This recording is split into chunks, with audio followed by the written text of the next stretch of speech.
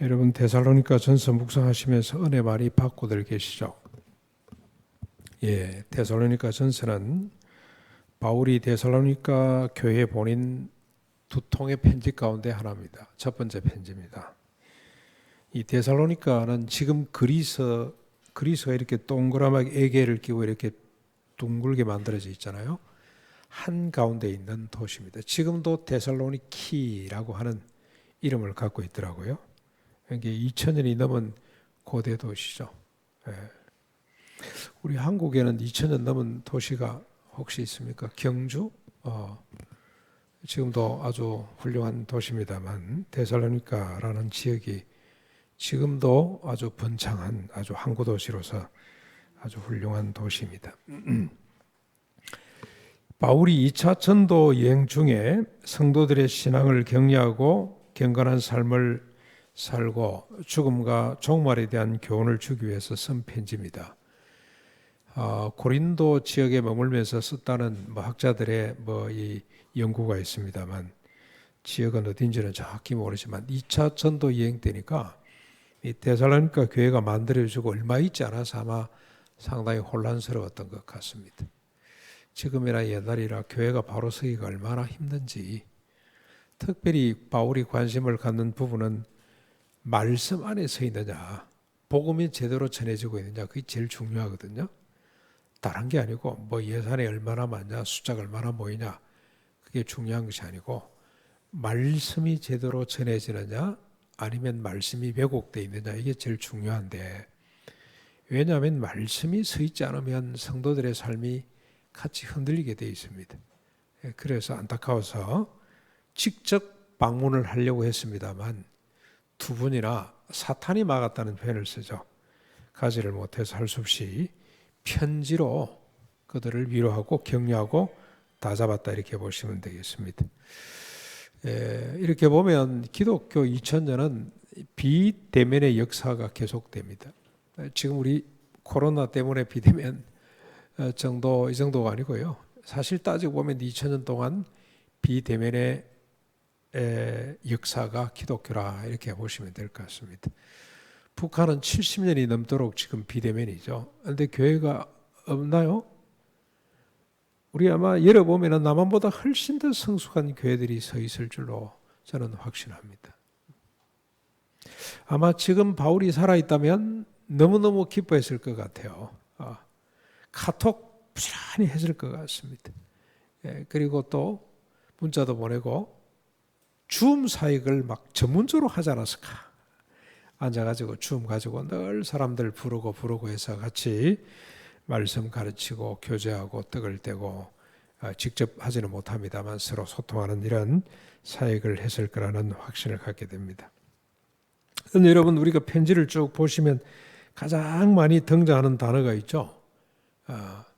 이게 아주 중요한 거잖아요. 핵심. 그게 뭡니까? 고난, 환난, 궁핍이라는 말들입니다. 제가 보니까 9번 반복이 돼요. 9번. 뒤에 이제 4장, 5장에 가면 좀 안 나옵니다만 1, 2, 3장에 9번 나오는데 1장 6절에 보면은 많은 환난이라는 단어가 있고요. 2장 2절에 고난과 능욕, 2장 14절에 유대인에게 당한 고난, 동족에게 받는 고난, 바울도 고난, 데살로니가 성도 너희들도 고난, 이런 뜻입니다. 3장 4절에 여러 환난, 3장 4절 환난, 3장 7절에 모든 궁핍과 환난, 이렇게 반복해서 고난과 환난을 언급하고 있고, 직접 고난이나 환난이라는 단어를 사용하지 않았지만 바울 개인적으로나 데살로니가 교회가 받은 환난을 시사하는 그런 문장들이 많습니다. 예를 들면 너희에게 가고자 했으나 사탄이 우리를 막았다. 사탄이 막았다는 겁니다. 얼마나 심적으로 영적으로 부담이 되고 힘들었겠습니까? 디모데가 너희에게서부터 와서 소식을 전하니 이제는 살 것 같다. 여러분, 바울은 육체적으로 당하는 고난보다도 심적인 고난이 훨씬 더 그런 감당하기가 힘들고 어렵다고 이야기를 했어요. 이 교회가 어떻게 됐나 걱정을 했다가 자기가 못 가니까 디모데를 보냈는데 디모데가 갔다 와서는 아이고 걱정할 것 없습니다. 믿음 가운데 잘 서 있습니다 하는 말을 듣고 아이고 이제 내가 죽어도 여한이 없다. 이제 내가 살 것 같다 라고 고백을 하는 걸 보면 얼마나 마음을 졸이는지 알 수가 있죠. 그리고 너희 아무에게도 폐를 끼치지 않게 하기 위해서 밤낮으로 일하면서 복음을 전했다는 고백이 이를 잘 증명합니다. 물질적으로 밤낮으로 일하면서 복음을 전했기 때문에 풍족하게 살지 못했겠죠. 늘 가난한 삶을 살았다는 뜻이 되겠습니다. 근데 이 고난과 환난은 과거, 현재, 미래를 걸쳐 언급이 됩니다. 지난날에도 고난을 받았고 지금도 고난을 받고 있고 앞으로도 고난을 받을 것이라고 그렇게 쓰고 있습니다. 그런데 그 고난과 환난이 그냥 고난 환난이 아닙니다. 어떤 겁니까? 많은 환난이라 그랬어요. 많은 환난, 여러 환난, 모든 궁핍과 환난이라 그렇게 표현을 했습니다. 여러분 이렇게 보면 성도는 만사 형통이 아니라 고난과 환난을 위해서 구원받은 사람이라고 해도 과언이 아니다. 절대로 지나친 말이 아니다라는 생각을 갖게 됩니다. 그래서 바울은 디모데에게 복음과 함께 복음만 받지 말고 무엇도 함께 받아라 그랬습니까? 고난도 함께 받아라고 말을 했어요. 디모데후서 1장 8절이죠. 복음만 똑 밟지 말고 고난도 함께 받아라. 그리고 골로새 성도들에게는 뭘 권면했습니까? 그리스도의 남은 고난을 그의 몸된 교회를 위하여 내 육체 가운데 채우는데 너희들도 그렇게 하거라고 권면을 했습니다. 고난과 환난은 바울이나 실라나 디모데처럼 부름받은 특정한 몇몇 사람들, 사도로 부름을 받거나 그 다음에 사도 가장 가까이 있는 사람들에게만 요구되는 삶의 자세가 아닙니다. 예수 믿고 구원받은 모든 성도가 지향해야 될 삶의 본질이고 삶의 방향입니다. 왜 성도에게 고난이 요구되는가? 왜 환난이 구원받은 성도의 삶의 본질이고 방향이 되어야 하는가? 여러분 이런 고민을 우리가 갖게 되겠죠. 왜 성도에게 고난이 필연인가? 필수인가? 신앙생활을 하다 보면 일상에 차질이 생기기 때문일까요? 수요 예배를 드린다고 일찍 업무를 접어두고 교회로 오는 사람들이 있죠. 그러면 고스란히 그 업무가 다른 사람에게 가는 바람에 직장 동료나 상사가 눈총을 주죠. 그게 고난일까요? 주의를 지키느라고 각종 모임의 불참함으로 당하는 사회적 왕따. 우리도 지금 그런 분이 있어요. 참 예수 믿는 사람들, 우리 창훈행자가 특별히 지금 세상에서 맡은 일이 주일 되면은 해페이를 봐야 되는데 그것 때문에 상당히 힘들어요. 안 할 수도 없고. 그래서 내년부터는 좀 그런 걸 다 내려놓고 하기로 하고 우리 민지 씨하고 서로 같이 화합하고 이러고 있습니다만 여러분들 예수 제대로 믿으려고 그러면 주일 성수 제대로 하려고 그러다 보면 주일날 보통 막 일들이 많이 벌어지잖아요. 잔치도 있고 각종 모임들이 있는데 그게 불참하다 보면 사회적으로 왕따를 당하게 됩니다. 제사와 담을 쌓았기 때문에 당하는 집안의 멸시, 전도한다며 길거리에서 사람을 붙잡는다고 사람들로부터 질시에 이제 따돌림을 당하는 이런 일들, 이런 것이 고난일 수도 있겠습니다만은 그러나 바울이 말하는 고난 환난은 그런 수준의 것이 아닙니다. 오히려 바울은 그런 것들을 잘 극복하라, 그런 일을 당하지 않도록 하라고 우리에게 권면을 합니다. 여러분 4장 11절 12절 먼저 한번 보시면 너희에게 명하는 것 같이 조용히 자기 일을 하고 너희 손으로 일하기를 힘쓰라. 조용히 자기 일을 하라 이 말은 크게 떠벌리지 말아라, 뭐 한다고 큰 소리 치지 말아라, 그러고 부도 내지 말아라 그런 뜻입니다. 차분하게 살아라, 고요하게 살아라 그런 뜻이거든요. 그리고 너희 손으로 일하기를 힘쓰라, 열심히 노동을 하라 이 말입니다. 직장생활 대충 하지 말고 열심히 하라 그런 뜻입니다. 왜 그렇습니까? 이는 외인에 대하여 단정히 행하고, 단정히 행한다는 것은 예의 있게, 규모 있게, 품위 있게 행하고 또한 아무 궁핍함이 없게 하려 함이라. 신앙생활을 잘한다고 하면서 일을 적당하게 하거나 등한시해서 가난해지는 거 그거 하지 말라는 겁니다. 그거 아니라는 거예요. 신앙생활 한다는 핑계로 인간관계를 적당하게 가족관계를 적당하게 하지 말라 이 말입니다. 예수 안 믿는 사람들에게 품위 있게 보이고 예절 바르게 행동해야 된다고 그렇게 권면을 하고 있어요. 그것 때문에 핍박을 받거나 그것 때문에 손가락질을 받아서는 절대로 안 된다는 뜻입니다. 여러분 제사 안 지낸다고 가족들하고 담을 쌓아서는 안 됩니다. 어찌해야 됩니까? 더 대소간에 열심히 가족들을 돌보아야 됩니다. 저는 주일 성수하느라고 목회자가 돼서 더 그렇겠습니다만 고향에 방문을 잘 못하잖아요. 그랬더니 고향 친구들이 저를 완전히 제껴버리세요.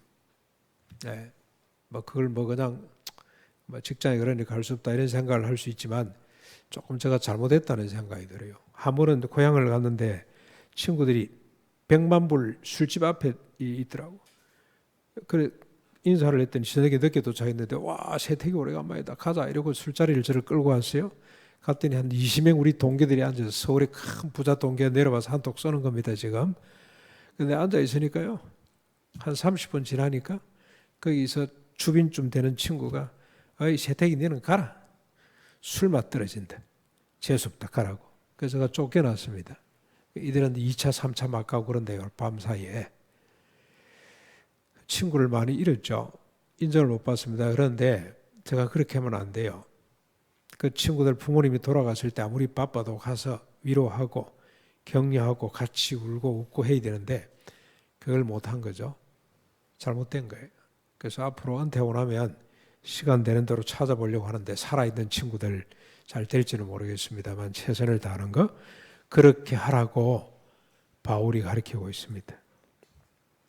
빌립보 교인들에게도 이렇게 권면을 했습니다. 형제들아 무엇에든지 참되며 이 무엇이든지 이 말이 무슨 말이냐면 누구에게든지 참되며 무엇이든지 경건하며 누구에든지 옳으며 누구에게든지 정결하며 무슨 일이든지 사랑받을 만하며 누구에게든지 칭찬받을 만하며 무슨 덕이 있든지 무슨 기름이 있든지 이것들을 생각하거라고 권면을 합니다.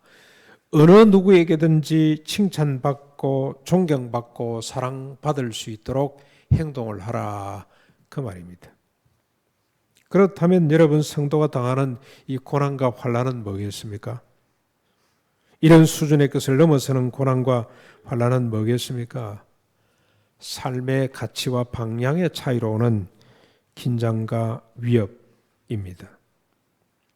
여러분 삶의 가치와 방향을 한번 그 차이를 한번 보실까요?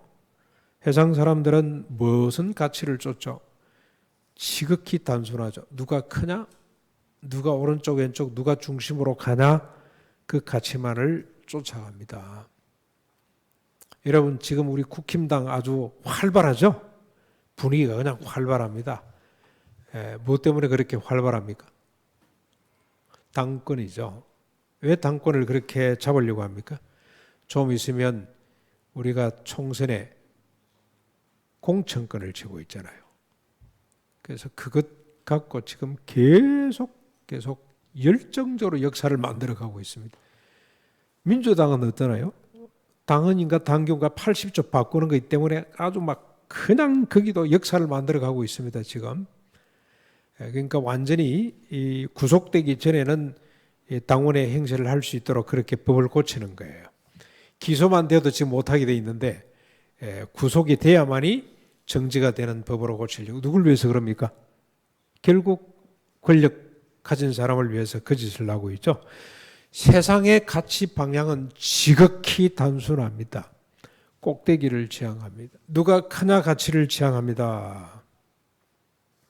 그러나 성도의 가치, 교회 가치는 어디를 지향합니까? 누가 낮은 자리에서 섬길 것이냐, 누가 주변부로 가서 그 사람들을 끌어안을 것이냐, 그 가치를 줬습니다. 세상은 자기 중심이라는 가치와 방향을 따릅니다만 교회는 주님 중심, 타자 중심이라는 가치와 방향을 따릅니다. 그러므로 세상은 절대로 성도와 교회의 가치와 방향을 수용하지 않습니다. 교회도 성도도 세상의 가치와 방향을 수용할 수가 없습니다. 세상은 십자가 부활을 인정하지 않습니다. 미련하게 보고 어리석게 봅니다. 망상이라고 그렇게 평가합니다. 그러나 성도와 교회는 십자가 부활만을 자랑합니다. 모든 것을 배설물로 여겨야만 됩니다. 그러니 긴장과 갈등, 고난과 환난은 필연이라고 할 수밖에 없습니다. 여러분, 유대인과 예수님의 긴장 갈등을 한번 보실까요?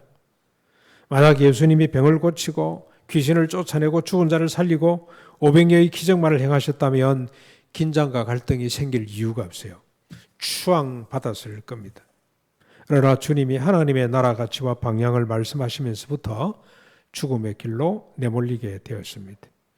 이런 주님을 소개했던 선지자들, 사도들도 똑같은 길로 갔습니다. 여러분 2장 15절 16절을 한번 보십시오. 당시에 하나님의 가치를 쫓지 않고 세상의 가치를 쫓았던 유대인들의 모습을 지적하고 있습니다. 뭐라고 이야기를 합니까? 유대인은 주 예수와 선지자를 죽이고 우리를 쫓아내고 하나님을 기쁘시게 하지 아니하고 오직 사람에게 대적이 되어 모든 사람입니다. 모든 사람에게 대적이 되어 우리가 이방인에게 말하여 구원받게 함을 그들이 금하였더라고 밝히고 있습니다. 이게 인간의 가치를 추구하는 유대인들의 모습입니다. 여러분 혹시 이렇게 생각할 수가 있겠죠. 우리가 굳이 그렇게 꼭 기독교 가치를 쏟느라고 고난을 당할 이유가 뭐 있노? 그냥 기독교 가치로 세상 가치를 덮고 정복을 하면 되지 않겠나라고 생각할 수도 있습니다. 그러면 더 좋은 세상이 되는 거 아니야? 굳이 갈등, 굳이 고난받고 환난받고 할 이유가 뭐가 있겠어?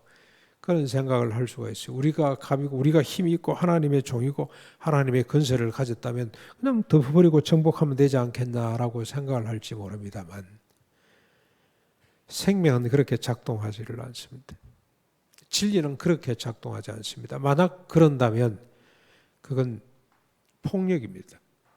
십자군 전쟁이 그것 때문에 일어났고요.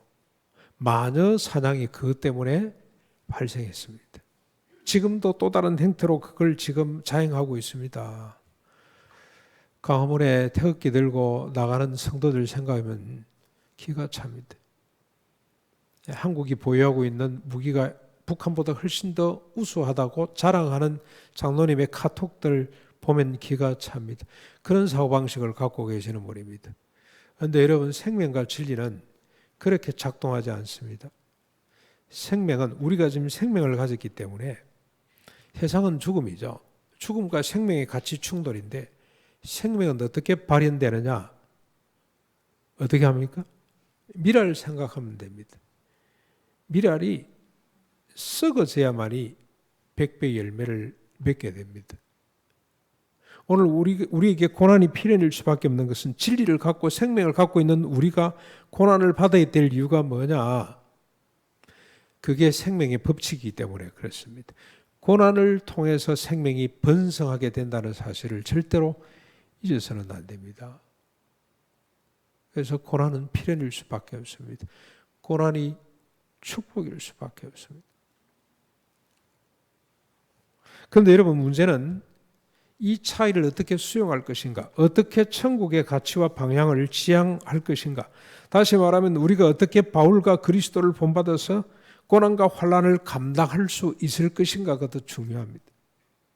그 좋은 줄은 아는데 썩어져야만이 많은 열매를 맺는다는 건 아는데 어떻게 썩어질 거냐가 이게 문제예요. 썩어야 되잖아요. 썩기가 보통 힘든 일이 아니지 않습니까? 다 살려고 하는데 여러분 흔히 우리가 다 하는 말이 다 먹고 살려고 하는데 그죠? 살려고 우리가 사는데 죽으라니 죽는 게 얼마나 힘든데 죽으면 열매를 100배 맺는 줄 누가 모르냐. 그런데 안 죽어지는데 죽는 게 얼마나 힘드는데 이런 말을 우리가 할 수가 있습니다. 그래서 오늘 본문이 필요합니다. 4절부터 7절까지 그 비밀을 밝히고 있습니다. 여러분 4절을 한번 보실까요? 하나님의 사랑하심을 받은 형제들아 너희를 택하심을 나누라. 지금 고난 가운데 있는 성도들을 위로하고 격려하고 야 이제 고난 없어질 거야 그게 아니고 앞으로도 우리가 지속적으로 고난을 받자, 우리가 고난을 받는 것처럼 주님이 고난을 받는 것처럼 고난을 받자라고 말을 해야 되는데 뭘로 시작을 하느냐. 이렇게 지금 자기를 따라오고 있는, 그리스도를 따르고 있는 데살로니가 성도들을 바라보면서 첫 번째 하는 격려가 뭐냐면은 너희들이 하나님의 사랑을 받는 것이 맞다. 너희들이 사랑받기 전에 하나님께 택함 받은 사람임이 분명하다 그 말입니다. 내가 너희를 보니 너희가 택함을 받고 하나님의 사랑을 받는 자임에 틀림이 없다. 무슨 말입니까? 하나님의 사랑을 받지 아니하면, 하나님의 택함을 받지 아니하면 이 길 갈 수가 없다는 겁니다. 이렇게 가자고 말할 수도 없고 이렇게 가자고 따라올 수도 없고, 고난의 길은 아무나 가는 것이 아니다. 반드시 택함을 받고 하나님의 사랑받는 자들만이 할 수가 있는 일이라고 밝히고 있는 거죠. 그러면서 하나님의 사랑하심으로 택하심을 받은 자가 어떻게 고난의 길을 가는지 5절을 통해 자기 경험을 통해서 밝히고 있는데, 여러분 5절을 먼저 한번 보실까요? 5절. 이는 우리 복음이 너희에게 말로만 이런 것이 아니라 또한 능력과 성령과 큰 확신으로 된 것이라. 우리가 너희 가운데서 너희를 위하여 어떤 사람이 된 것은 너희가 아는 바와 같으리라. 6절 7절 맞아 더 보시면 또 너희는 많은 환난 가운데서 성령의 기쁨으로 말씀을 받아 우리와 주를 본받는 자가 되었으니 그러므로 너희가 마게도냐와 아가야에 있는 모든 믿는 자의 본이 되었느니라. 무슨 말입니까? 바울은 자기 행동을 통해서 증언을 하는 거죠. 우선 여러분 뭐라고 이야기를 하죠? 우리가 너희 가운데서 너희를 위하여 어떤 사람이 된 것은 너희가 아는 바. 이 말에 주목을 해야 됩니다. 바울은 원래 자기를 위해서 타자를 부정했던 사람이죠. 자기의 종교적 신념을 위해서 늘 우리가 자주 이야기합니다마는 예수 믿는 사람들을 다 죽이려고 했던 사람 아닙니까? 그런데 지금 어떤 사람이 됐습니까? 데살로니가 교회 성도들과 같이 있을 동안에 자기가 아니고 너희를 위하여 어떤 사람이 된 것을 너희들이 알지 않니? 보여줬다는 겁니다. 내가 나를 위해서가 아니고 내가 너희를 위하여 어떤 사람이, 여기 어떤 사람이 됐습니까? 어떤 사람이 됐다는 말은 무슨 말이죠? 자기가 사도의 권리와 권위가 있지만 주장하지 아니하고 본이 되었고, 마치 유모가 자식을 사랑하고 자기를 희생하는 것처럼, 마치 아비가 자식을 위해서 희생하는 것처럼 그렇게 했다는 겁니다. 내가 너희들에게 부담을 주지 않기 위해서 얼마든지 요구할 수 있지만 밤낮으로 손으로 일해서 내 먹을 걸 내가 챙기면서 너희에게 복음을 전했다고 그렇게 했죠. 그거 보거라, 그거 보거라. 내가 나를 위해서가 아니고 너희를 위해서 이렇게 살았다. 많은 수고, 많은 고난을 스스로 짊어졌다고 이렇게 고백을 하고 있는 겁니다. 이 변화야말로 근본적인 변화입니다. 그런데 이게 바울에게만 있는 변화가 아니고 6절 7절에 보시면 데살로니가 교인과 그를 바라보는 본받는 마게도니아 아가야 지역의 교회들에게도 동일하게 일어나고 있다는 겁니다. 너희들이 우리를 본받아서 지금 고난의 길로 가고 있고, 너희들을 본받아서 지금 너희들의 소식을 듣고 누구도 따라오고 있다는 겁니까? 아가야 마게도니아 바로 밑에 있는 지역 교회들도 이 길을 가고 있다고 지금 밝히고 있습니다. 십자가 부활에서 온 변화입니다. 십자가 부활이 성령 부으심이 세상과 다른 가치와 방향을 지향하도록 합니다. 십자가 부활이 모든 환난과 고난과 궁핍을 짊어지도록 능히 감당하도록 하는 능력이 됩니다. 십자가 부활이 그래 나는 죽고 너는 살거라 라고 하는 원동력, 에너지가 십자가 부활로부터 나온다는 뜻입니다. 십자가 부활이 마치 죽이기로 작정한 사람처럼 나를 세상 끄트머리에 갖다 세웠다고, 그렇게 십자가 부활이 스스로 종이 되어서 타자의 발을 씻기는 예수님이 우리에게 보여주신 본을 쫓아 살아가는 사람이 되도록 한다고 밝히고 있습니다. 십자가 부활입니다. 그래서 고난과 환난을 감당하러 생명의 역사를 이루자고 그렇게 설득을 하고 있습니다. 사랑하는 성도 여러분, 세상과 다름 때문에 고난을 당했거나 당하고 있습니까? 여러분의 삶을 한번 점검해 보십시오. 거룩의 가치와 방향 때문에 당하는 환난이나 궁핍이 있습니까? 십자가 부활 능력 때문에 겪었거나 겪고 있거나 앞으로 겪을 내적 외적 고난들이 여러분 속에 있는지요?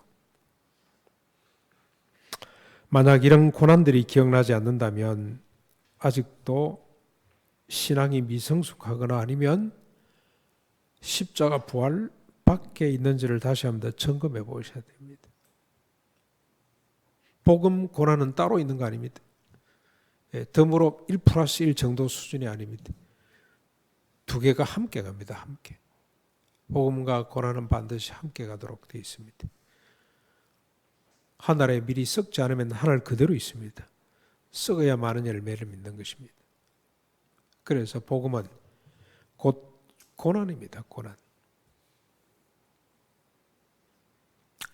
여러분, 이런 고난이 있다면 감사하십시오. 고난이 우리가 제대로 된 성도임을 증명해 주기 때문입니다. 그리고 고난이 우리를 보다 더 성숙한 믿음의 사람으로 공동체로 만들어 갈 것입니다. 비극 속에서 위대한 예술이 탄생한다 그러죠. 어제 혹시 여러분 EBS 저녁에 늦게 보신 분 계시는지 모르겠는데 거기 보니까 자상이라고 하는 그리스의 어떤 유명한 사진작가죠. 원래 거식증 환자입니다. 근데 거식증이라는 것은 너무너무 고통스러운 병이거든요. 주변 사람들이, 가족들이 먹으면 되는데 왜 안 먹니? 먹어라.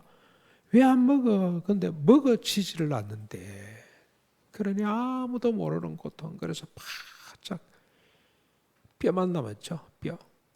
30살밖에 안 된 사람이 그냥 시체처럼. 그런데 이분이 예술적 감각, 이 고난 자기 자상이죠. 이런 고난을 표출하기 위해서 사진을 찍기 시작했다가 위대한 작가가 되는 겁니다.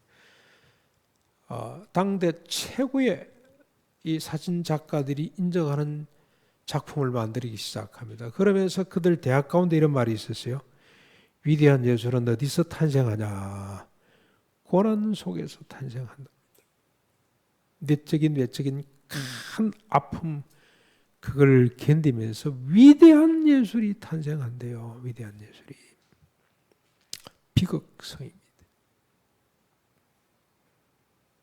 오늘 우리가 당하는 고난이 어떤 고난이든 간에 내적 외적 고난, 여러분 우리가 외적인 고난은 그렇게 많지 않은 것 같습니다만 내적인 고난 많죠. 말씀을 읽을 때마다 내 마음이 괴롭죠. 괴롭습니다. 지난번에도 우리가 괴로움을 당면했습니다. 절대로 포기하면 안 됩니다. 끝까지 끌어안고 가야 됩니다. 그 자체가 고난입니다.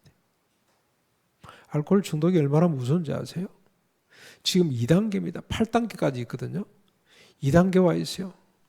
2단계는 뭐냐면 내가 알코올 중독이구나 깨닫고 치료받아 봐야 되겠는데 그게 2단계입니다.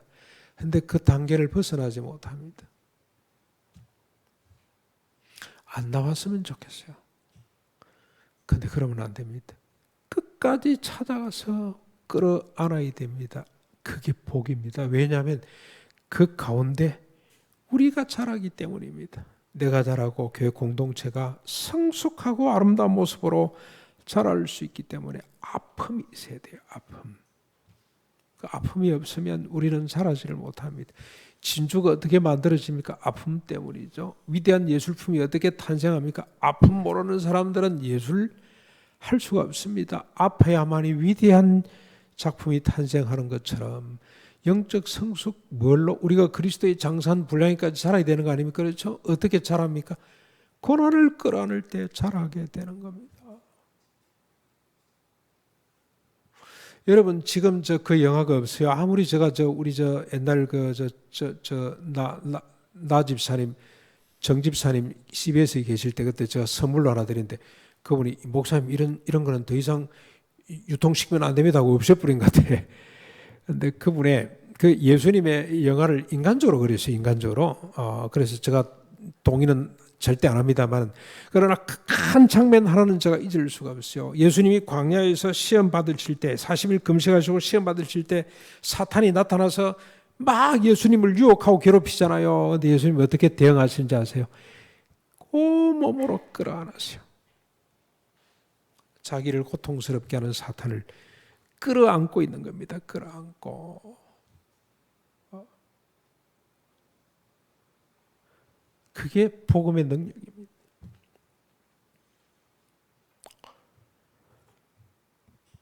그래서 주님은 이렇게 말씀하셨습니다. 가난하고 애통하고 의를 위해서 핍박을 받는 자가 복이 있다. 무슨 복이 있죠?